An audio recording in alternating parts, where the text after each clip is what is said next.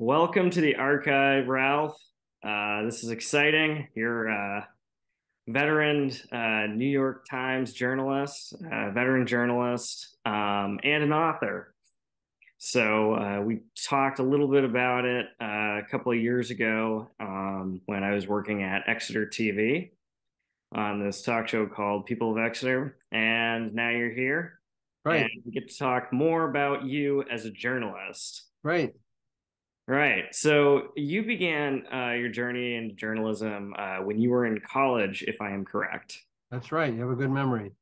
I started off at the City College campus, City College of New York, which is a great institution, free in those days when I went, no tuition. And now it's part of the City University of New York. It's still a great institution.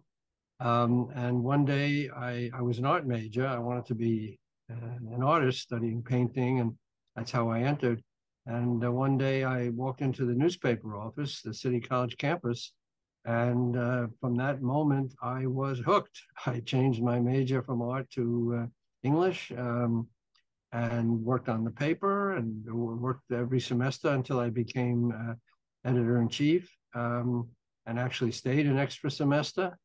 It was just a wonderful education, college journalism, because it taught me all the things that I later could apply when I joined the New York Times. And I like to think that I learned more more quickly at the City College campus than I learned at the New York Times. All right. And was that when you say that you learned more, did you learn more because there were like you were surrounded by teachers all the time, where you had people helping review your work consistently? Well, it was that I had some very good mentors. When I joined, I knew nothing about journalism at all. But what I learned was I had to do it all. I mean, I chased my own stories. I took the pictures. I had to self-edit a lot of my stories, even though others would edit them. And I had to, probably the most important lesson, Garrett, was how to stand up to authority. We had a lot of fights with the administration, and the president would, call me on the carpet sometimes to complain about a story in the paper, and I had to talk back. I was just a student, and I had to figure out, how do you confront authority? He was a very good president in many ways, but he was also kind of terrifying. So those are lessons that you really you can't learn in journalism school. You have to learn them by doing them and experience. So that's why I say I think I learned more there than anywhere else, because once I learned how to defend myself and the stories I wrote, it became easier from that point on. All right. And so this is like when you started. So this was like during the time when uh, we had film cameras that you had to load in. And did you have to take it into a red room, dark room, and have it processed also? Yeah, I mean, you sound like the 2,000-year-old man when go back over but it wasn't all that long ago. It was in within living memory that it was, before the age of computers. So we wrote stories on a typewriter. We took pictures with film cameras. I didn't do my own developing, but I had to bring the film into the New York Times, and the photographer staff, the photo staff would process the film. You also had to get the film in. When I was in the field in Vietnam, and we can get to this later, but when I was overseas, we had to figure out ways to get the film physically to New York. There was, even fax technology hadn't been perfected. I mean, it was around, but um, yeah, it was a very different era. So with the New York Times, at the beginning of that, what was like what were popular topics at the time, and what was the view on journalism at the time? Well, the New York Times hasn't changed that much. I mean, the story, some of the stories have changed. Obviously, the climate has changed, the culture has changed, but the like the old song says, the fundamental things remain.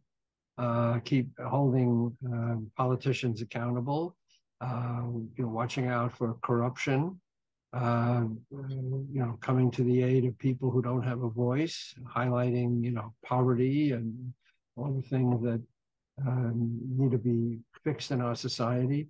So, I think the Times back then paid more attention to the mechanics of government. There were fewer feature stories that got, on the front page, and more stories about the workings of government, particularly state government in Albany and the city council in New York and City Hall. So that was kind of a shift in emphasis. And it's kind of interesting because years ago when I broke into journalism, there was much more of an interest in keeping track of day-to-day government, maybe too much interest. Maybe, in other words, too much focus on the minutiae of government and not enough on the big forces that were really shaking society. And now there's much more of an understanding that history can come from the bottom up, not just what governments do, but what people do to change society. So it's been an interesting evolution. But the basic things are there, again, to keep an eye on people in power and report what they're doing. Yeah. And did you face challenges with things like people trying to censor you guys, try and filter out certain stories? Well, you always face that as a journalist. I mean, you're always talking to people who don't want, the bad news reported, especially if they do something wrong. And it wasn't so much a question of censorship from my editors because we were on the same wavelength. I knew what it would take to get a story in the New York Times in terms of sourcing, documentation. You come to the story you develop obviously has already taken into account what it would take to get the story through the editors. So I never had a problem with editors per se in censoring me, but I frequently clashed with news sources who said, "Don't report this," or "We don't want this out," or this and that. But that's a give and take in journalism every day. All right. So you got into the New York Times after being in the city college. Um, so one, so there are two particular things you did mention in the past: Vietnam, and you also mentioned you were interacting with the giants of journalism at the time. Um, so let's get started with who were the giants of journalism. Well, and they were giants. I mean, when I joined the New York Times, there were people like David Halberstam, for example, who won a Pulitzer Prize in Vietnam and later was tragically killed um, in a car accident. Very unfortunate. Gay Talese, the great avatar of so-called new journalism, who found a way to write with the appearance of the novel, and yet everything was strictly factual. But he knew how to get inside the subject, know it so well that it read like a novel. Homer Bigger, the dean of hard news reporters, who had won 2 Pulitzer Prizes in Korea and World War II. So these were some of the people, and really too many to name. Nan Roberts and I mean, just giants of journalism who won Pulitzer Prizes, and it was a wonderful training ground for me to come join. I was hired as a copy boy, basically, a young news assistant who did menial jobs, but I was able to do a lot of writing on my own. But I observed these um, giants and how they went about their reporting. And they were tireless in their telephone calls and their visits to, getting up and running out to different places in the city to investigate things personally. There was less telephone work and certainly no computer work back then. It was all what we call shoe leather reporting. So, uh, and I watched all this around me at the times, not only the reporters, but the editors who were really very good at um, checking things and, changing things for the better, sometimes for the worse, but mostly for the better, zeroing in on unanswered questions. And so it was the pinnacle of the profession. So there I was, a young, impressionable, cub reporter, seeing these titans at work.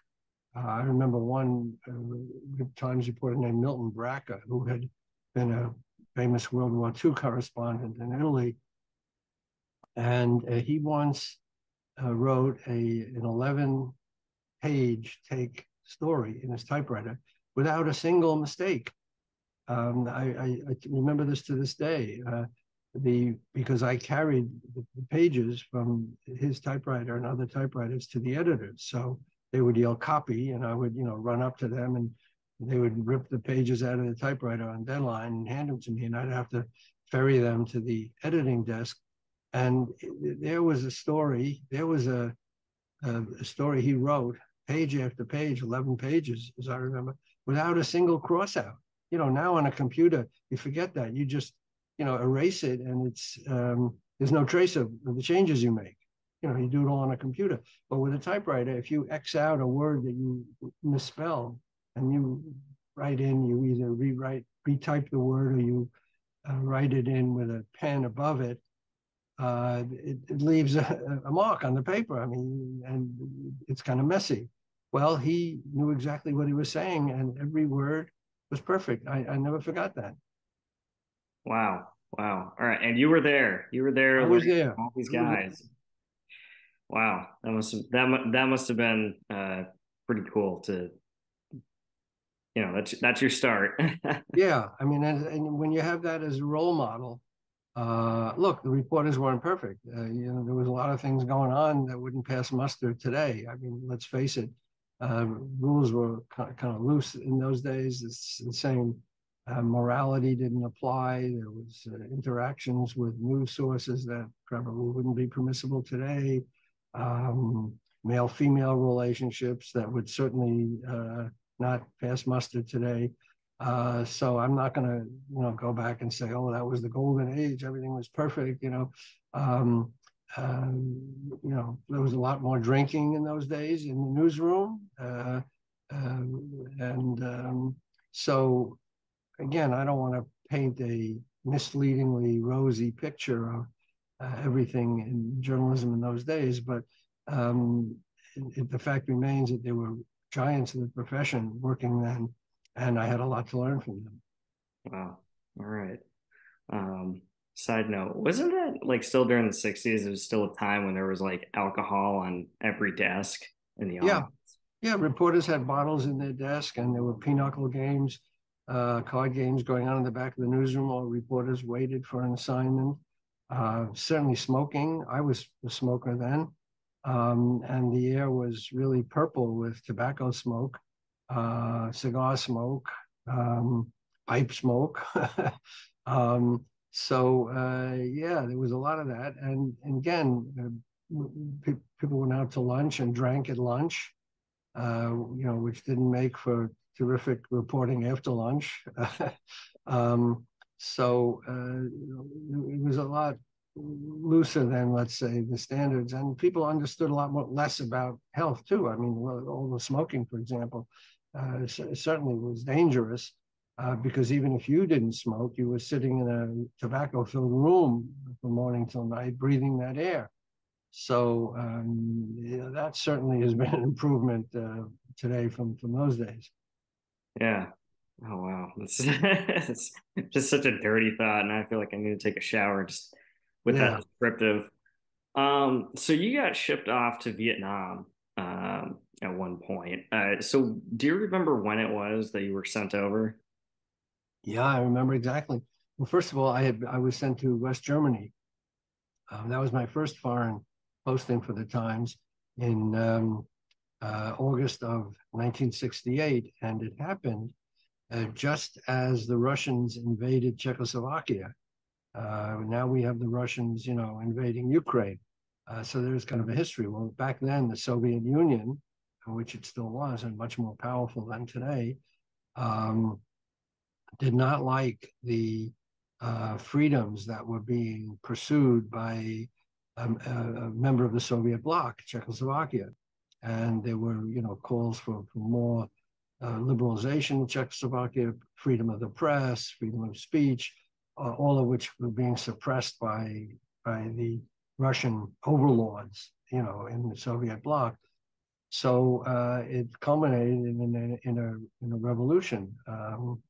Really, people went into the streets and demanded their more, freedom from the Soviets, and the Soviets marched in with tanks and put an end to that. And that was August of 1968, just as I was being sent to Germany as a correspondent. And in hindsight, we know now that it ended later with the collapse of the Soviet Union, quite a bit later. But back then, in 1968, nobody knew what the ending was. And some people thought, and many people feared, that the Russians wouldn't stop in Czechoslovakia. They would sweep across to Western Europe, that they could trigger a new world war. And that's just as I got to West Germany. So that's something else. But I was in Germany for a little more than a year when they needed somebody in the Saigon Bureau in South Vietnam. Reporters didn't spend much more than a year, maybe 2 years there, because you get burned out. So they needed constant replenishment of the staff. So they asked me if I would go after a really very short time in West Germany, about a little more than a year, 14 months or so.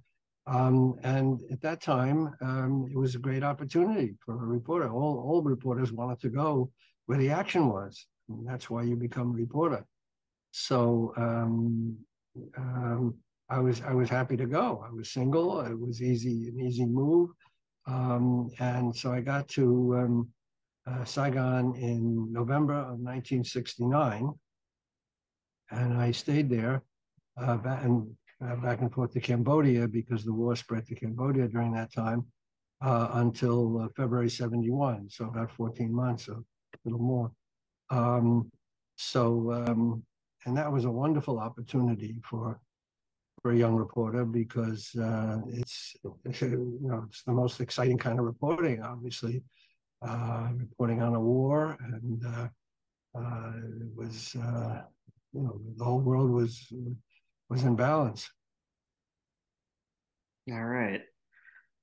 Um, okay, so 14 solid months down in Saigon. I'm curious, I mean, what kind of challenges were there for you as a reporter? Well, the big challenge, as many reporters have noted, was separating fantasy from reality. The government was putting out one version of what was happening. We were winning, according to the government, defeating the Viet Cong, defeating the North Vietnamese. The South Vietnamese loved us. Freedom was on the march, blah, blah, blah. That didn't comport with reality. And in reality, a lot of the South Vietnamese were disgusted with the corruption of their own government. The Viet Cong, which was the communist arm, the South Vietnamese communist arm of the North Vietnamese, was also a nationalist movement that really did reflect the wishes of many Vietnamese to be free of their own corrupt government, and not to be necessarily a Soviet satellite, but to find their own way. I mean, I'm not going to sugarcoat this. There was very many committed communists too, and but what our government would announce every day at what we call the 4 o'clock follies, which was the daily news conference, 5 o'clock, I think it was 5 o'clock follies, the daily news conference that the MACV, Military Assistance Command Vietnam, would stage, where they would present a very rosy picture of the war from, the South Vietnamese point of view, was a fantasy. And we found that out only much later, of course, when the whole thing collapsed. But so the challenge for a reporter was always to figure out what was really happening. And because we were dependent on the American military establishment to move us around in helicopters, and that they were the ones feeding us, the reports, the news, and unless we were able to get, better information on our own reporting, the temptation was to take it from the government, what the government was saying, which wasn't really true, mostly not true. So that was the challenge, and it was really tough because, again, looking at it from hindsight, we know how badly the war ended, but back then we didn't know how it was going to end, and it only became really apparent later. But there were some very, very good reporters like Halberstam, I mentioned, and Neil Sheehan, who later came to the Times, and Peter Arnett, and a lot of heroic reporters who did point out the shortcomings of the war effort right back then, and so that was the struggle. All right.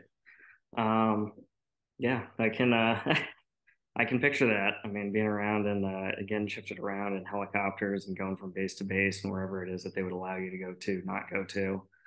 Yeah, that'd be an interesting challenge trying to figure out if you can try and talk to any locals or soldiers and hear what was really going on that way. And and also, I mean, in the middle of my time there, as I said, the war spread to Cambodia because the North Vietnamese and the Viet Cong were using Cambodia as a transport points. I mean, they were using trails through Cambodia to smuggle weapons and troops down from North Vietnam. And Nixon started bombing in Cambodia. And for a while, it was kind of an open, kind of a secret, let's say, although the Cambodians certainly knew what was going on. So the war was being spread to Cambodia little by little. And then there was a coup in Cambodia while I was in Southeast Asia in March 1970. Prince Sihanouk, who was the Cambodian leader, who was very carefully balancing all the different factions, was overthrown by an American-backed general who then allied Cambodia to the American effort. And that immediately spread the war to Cambodia. And the result of that was the Khmer Rouge, the communist guerrillas in Cambodia, who were horrible and took over and massacred, 5 million Cambodians in what was called the killing fields. So I saw the beginning of that happen. The war spread to Cambodia, and I did some reporting back and forth from South Vietnam and Cambodia, and witnessed that, which was an awful chapter in history. And I did that for 14, 15 months. Yeah. Okay. Did that alter how you viewed or being a journalist when you came back afterwards? Well, I mean, it gives you a very clear idea of the value of journalism and what you do. I mean, it's the most extreme example of how valuable journalism is, because in the middle of a war zone, you're providing hopefully an unvarnished look at what's really going on, not what the government says. So it's kind of an extreme version of what journalists do every day elsewhere, because in a war zone, they're risking their own lives. And there were times when I was in some pretty hairy situations. I mean, it's the same principles of journalism, whether you're in a war zone or you're elsewhere, that you try to get at the truth. But in a war zone, of course, it's much more hazardous, and the stakes are much higher. So I did. I mean, it was a privilege as a journalist to be in that environment, and be able to report, you know, hopefully shine a light on some things that were being hidden, and you know, bring to the American people's attention things that were happening in Vietnam that they should know about. So it was, you know, it was a wonderful experience for a young journalist. I mean, and you get those assignments when you're really young and often most inexperienced. The funny thing about journalism is that, you know, the best assignments go to the young, energetic, and inexperienced reporters. And then when they get old and grizzled and experienced, they put them on the news desk writing obits. um, so that's kind of one of the foibles of our profession. Yeah. So in the 70s, 80s, and 90s, after the Vietnam War, there also was like big shifts in media as well.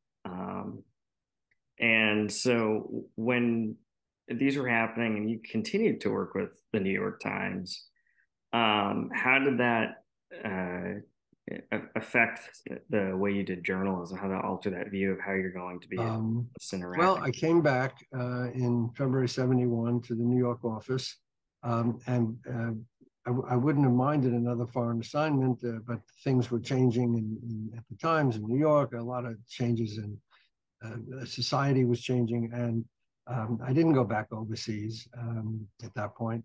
I stayed in New York writing investigative stories about corruption and law enforcement, covered the police a lot, but basically did a lot of investigative reporting, and which I enjoyed. I mean, it's a whole other kind of reporting. It's the opposite of breaking news. You have a lot of time to investigate. You don't have to react quickly to something that just happened. You have to really work often with other reporters to unravel something that's hidden and very complicated. So I kind of developed that as a specialty, and really enjoyed that because, again, it was very substantive. I mean, you really could sink your teeth into a story. And the downside was you didn't get your name in the paper that often because it took a long time to work on these pieces. But when you did produce a piece, it really made a splash. And I reported on the first attack on the World Trade Center in 1993, which was kind of a precursor to 9/11, but it wasn't realized at the time. Um, but it really disclosed, revealed this group of Muslim terrorists who were plotting to bring down the towers of the World Trade Center.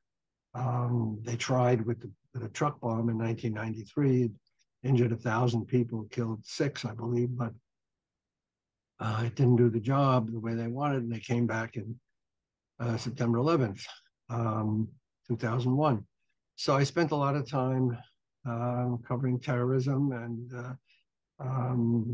the Port Authority, which was running the World Trade Center, and they had some skeletons in their closet in terms of corruption and certain politicians I was following and trying to expose and wrote some pieces about. So it was a different experience than the spot news reporting, and certainly war reporting. But again, the same principles of journalism. You try to get at what's hidden. You try to get people to talk to you. You try to make it into a coherent narrative. You got to get people talking to you on the record so that readers know who you talk to. So it's not just anonymous sources. So it's the same principles. Yeah. All right. Now, as getting away from 9/11 and the government just for a minute, well, it'll slightly go back to the government. There were two things you did kind of more noticeably over the last like 20 years. Um, so you did at one point within the last 6 years release a book on John Mack. Prior to that, you wanted to go interview him. Um, and then later on, you and Leslie Kean in the New York Times wrote a really big article or released a big article on government's interest in UFOs with this one guy, Lou Elizondo. And I was curious, and I'm curious to know what that was like on the journalist side of things during those two moments. Okay, so a lot of things in journalism sort of happen to you that you don't really plan to cover. I mean, things that just cross your path. And what happened was I was in Texas for the New York Times. I got a national assignment in 2003 to cover the Southwest for the New York Times, based in Houston. That was very exciting because that area of the country has wonderful stories. And Texas itself is a wonderful generator of news, as we know. A lot of strange things happen there, and it's a state that encompasses both remoteness, the desert, and the fourth largest city in the country, Houston. And so there's so much news to report from Texas. Anyway, I happened while I was reporting there, and shortly after I got there in 2003, next year, I picked up a book that I'd never heard of by a Harvard psychiatrist named John Mack. And it was his second book he wrote called Passport to the Cosmos, about his efforts to understand what was happening with these strange stories people were telling him about encountering aliens. And he was a very good psychiatrist, and this was totally alien, if I can use that word, to his all his experience and training. He could not figure out what was going on with these people because they were completely normal in every other way. He knew that enough from the psychiatry to know that these people were not mentally ill. They were ordinary people, except that they'd had these experiences that nobody could explain, where they saw a UFO and then encountered these beings, and remembered later that they were beamed aboard their craft and subject to these medical procedures. I mean, all kinds of stuff that he thought first was completely crazy, and then he found out that it didn't fit any explanation. They were not making it up. They were not mentally ill. They were not telling the story of a movie they'd seen. Anyway, he dismissed all the explanations that the so-called skeptics were so quick to supply. And he was grappling with this, what possibly could explain this. He never got to the bottom of it. Nobody ever has. But anyway, it was an interesting book. And I thought it's interesting that a Harvard psychiatrist is delving into this area. And I thought I would call him up for an interview. I thought he'd make a great story in the New York Times. He was pretty famous already. I didn't realize that at the time. And then a few days later, I picked up the paper and saw that he was run over and killed in London. He got out of the subway late at night, the underground, looked the wrong way, like Yanks do in the UK. And car came from the other direction. The guy had had too much to drink and mowed him down, and he died.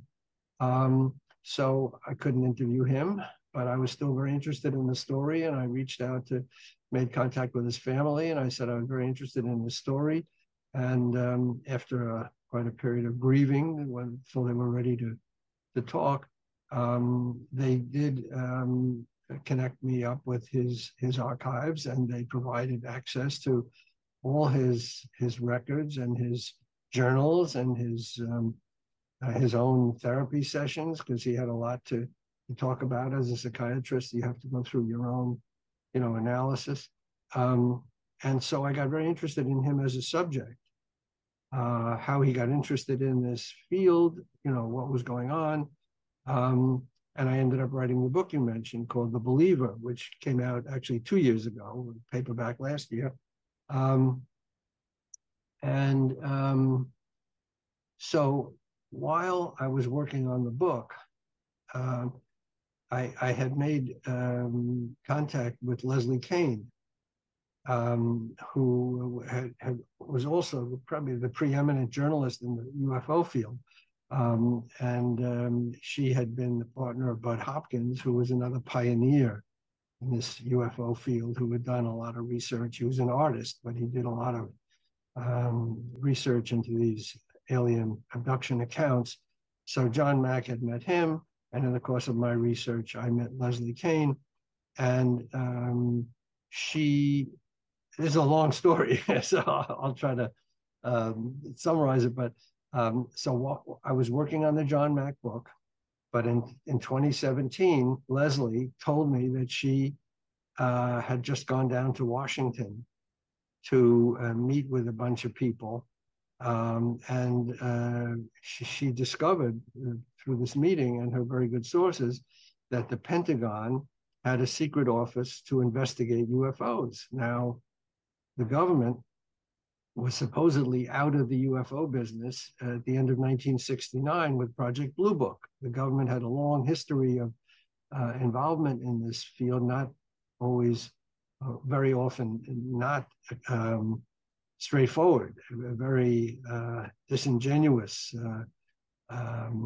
approach to this field where they put out a lot of misinformation, disinformation for reasons we can discuss. But anyway, so in 1969, the government had closed its investigations of UFOs officially, saying that there was nothing to these reports, really, even though there was 700 cases still listed as 701 cases still listed as unexplained, but the government closed the book, literally Blue Book, on this field officially. So Leslie found out that that wasn't true, that back in 2007, the government reopened its investigations with a $22 million appropriation arranged by Senate Majority Leader Harry Reid, who was very interested in this whole phenomenon. And there was a secret Pentagon office, which we called ATIP. It went under different names, Advanced Aerospace Threat Identification Program. And they were tracking UFOs from Navy ships and Navy planes and taking videos, and they couldn't explain it either. So Leslie said this officer was going. Nobody knew about it. It was secret, but we had the story of it on the record, and she brought it to me, and I brought it. We both together, through my contacts at the Times, brought it to editors at the Times. Told them that there's a secret Pentagon office investigating UFOs, and they have videos, which we got a hold of. And the Times, to its credit, said, yeah, it's a good story. And they put it on the front page, December 17th, 2017. And it changed a lot of history because suddenly it was safe to report on this, disreputable subject. So that's the story of how it got into the New York Times. Yeah. And you weren't looking at any career threat at the time for publishing this because it had become. No, it's a good question. I mean, the government had made a point of stigmatizing this whole field. The government did that deliberately to scare people away because they didn't want people knowing how mysterious this phenomenon was, that the government couldn't protect American people from whatever this thing was. So they made a decision early on to put out all kinds of false information, to ridicule it, and it worked. People were afraid to come forward. But I was never afraid. And when Leslie came back to me with the story of her contacts in Washington, and we knew what it would take to get it into the New York Times. We had everybody on the record. We didn't have any unnamed sources. There was no speculation. We weren't talking about aliens or anything like that. We were just talking about official Navy, mostly Navy, because the Air Force was kind of slower to get into this, but Navy observations and instrument recorded encounters with objects that nobody could figure out what they were. But we had all this down, documented. So, colleagues made jokes, of course, and, there's always the joker out there who, makes fun of this story. But basically, the Times took it seriously, we took it seriously, and they gave it good attention. And we followed up with some other stories about close calls with some of these objects, threatening Navy jets, close near misses. And then the last story, which was the most difficult really to pursue, um, hinted at recoveries of debris from crashed UFOs.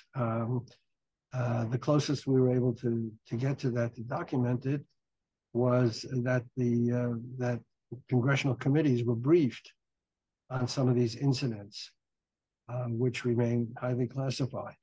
And we couldn't penetrate that, but we could get on the record the fact that congressional committees were briefed about some of these incidents and recoveries of material that seemed to be off Earth, not of planetary origin, not of earthly origin.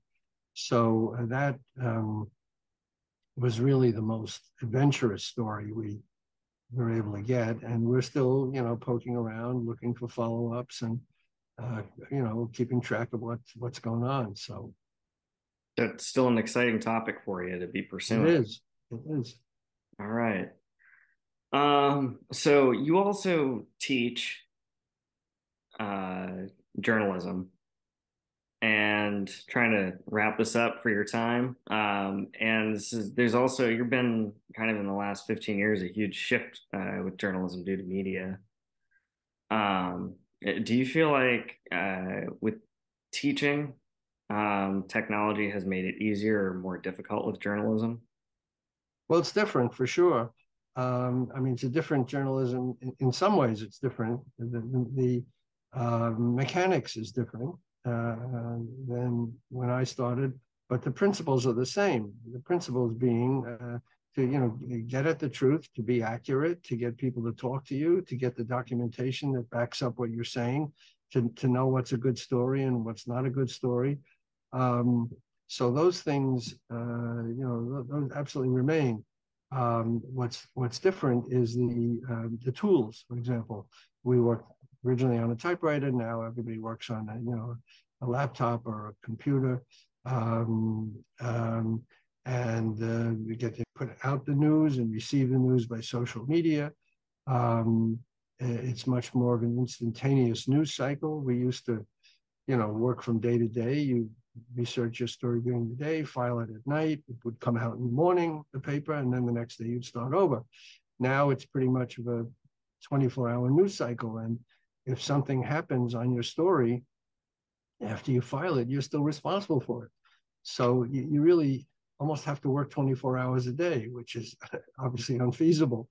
But you got to keep track of your story. And if something happens in the middle of the night, there's some story, you're expected to, um, tweet it, update your story, because the Times operates a 24-hour website. You can always get the latest news in. You don't have to wait till the next day to, come out with another edition of the paper.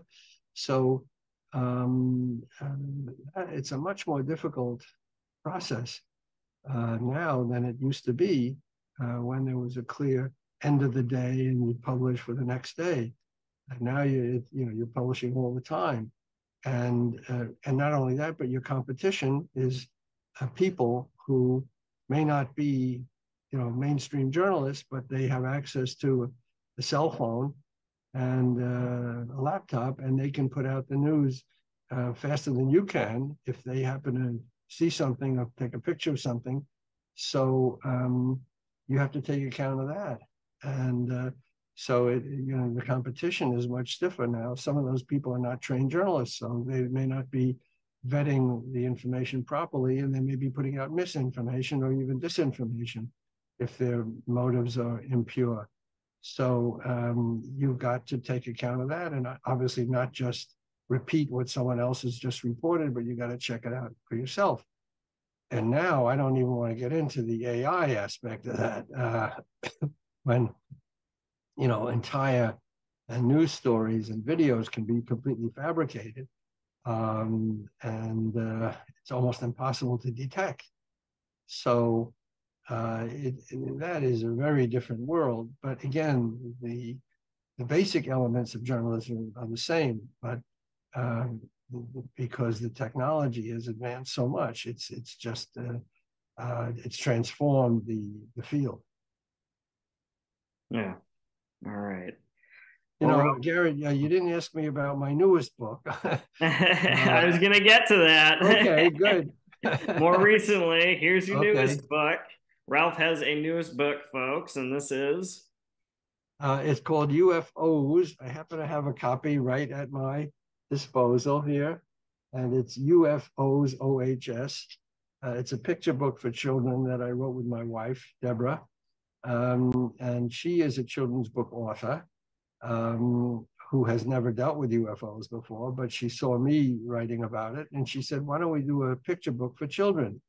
And I thought that was a good idea because when we checked, we found no children's picture book um, that deals strictly factually with the question of UFOs. There's a lot of books about fantasies and aliens and going up to Mars and all that, but as far as we can tell, there's no other picture book for children, 6 to 9, that age range generally, that presents the phenomenon as strictly factual and a mystery, that these objects have been seen, they've been recorded by, military, pilots and sailors um, and the Pentagon itself.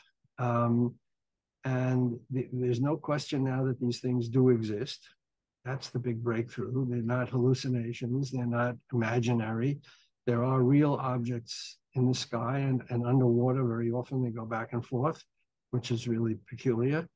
Um, and no one knows what they are, where they come from, why they're here, what beings, if any, are behind this technology. So those questions we don't deal with, but we deal with the fact that objects have been seen for a long time and now are verified. And it's beautifully illustrated by a good artist that had worked with Deborah before in another book, Adam Gustafson. So the book is actually being published April 15th. It's already available shipping, but it's out there. And we're very proud of it because I think it opens up the discussion.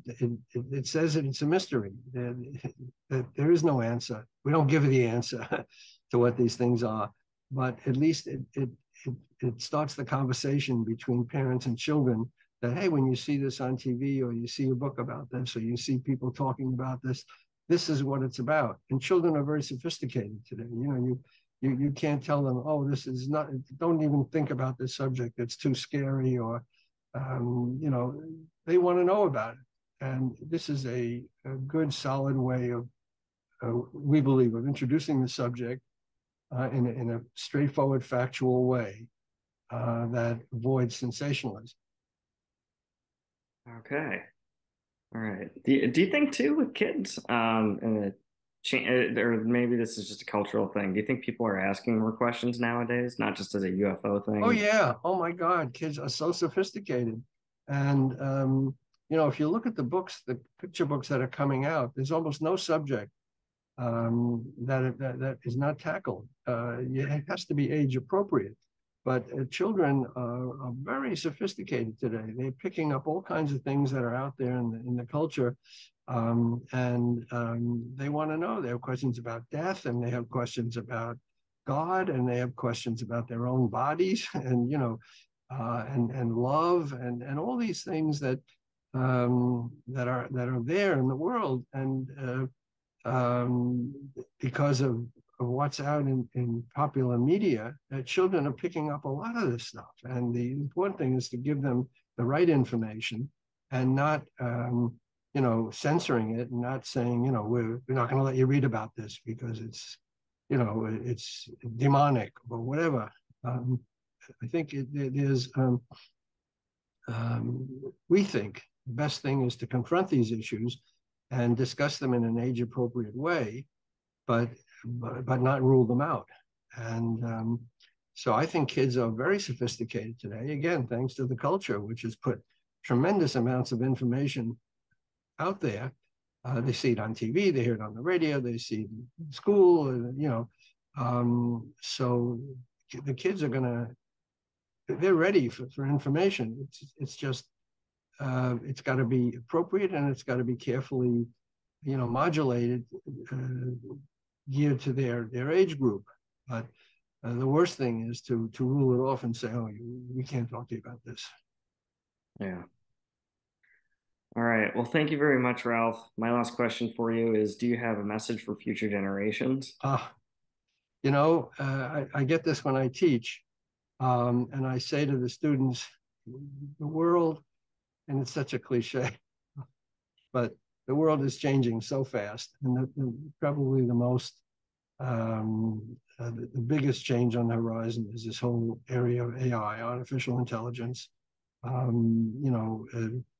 It's going to take over a lot of the tasks and the jobs that people have today, which might be upsetting for some people. You're going to lose your job because some robot can do it better, but it's going to open up other areas for, if robots can do some of the menial work and some of the routine work, then people can be, reserved for the things that people can do best, which is, think and communicate and react and relate to each other. So it's going to change a lot of things. It's not going to make human beings obsolete, but it's certainly going to change the outline of what life and work are going to be. And of course, it raises the question of frauds and how much misinformation and disinformation is going to be out there, and scams and corruption in terms of bad information that's out there. So that's going to be really exciting for the next generation to deal with, because at some point the AI will encompass all the available information in the world, because it can gobble up everything that's been written about and said, and that's available everywhere. And at what point does it make the jump maybe to, like human-like characteristics? I mean, these are all very difficult questions. And Stephen Hawking, the great astrophysicist, was very concerned about that, about robotic life taking over and making the jump to almost human-like, because the human brain has so many cells. They know so many brain cells, and artificial intelligence can duplicate that number of brain cells, that astronomical number. So, what will be the difference between artificial intelligence and a human being? Well, not in the number of brain cells, because AI will have as many or more.